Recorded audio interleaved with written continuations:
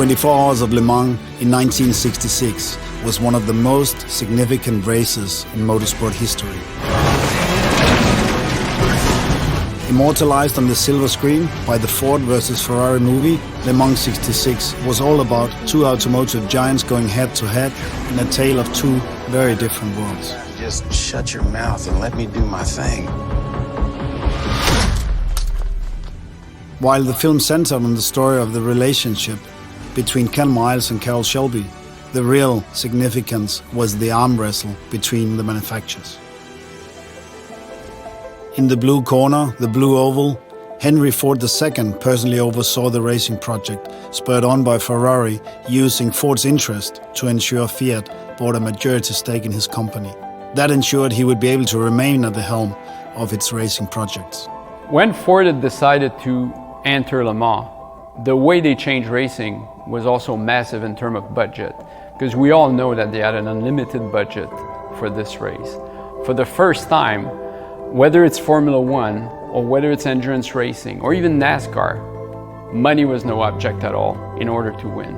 In the red corner, Ferrari took Le Mans just as seriously those days as it takes Formula One today.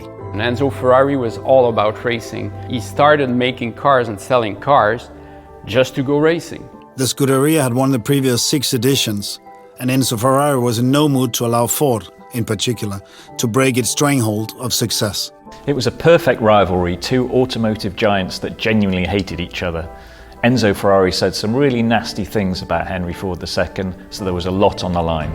The 1965 race had been a disaster for Ford. It couldn't afford another failure. It really was a win-at-all-cost effort from their side in particular.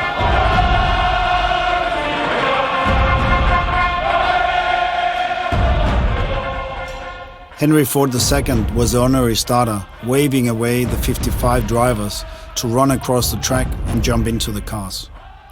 Seconds after he does so, the Ford of John Whitmore and Ferrari of Ludovico Scarfiotti collide, right in front of Ken Miles in the number 1 car.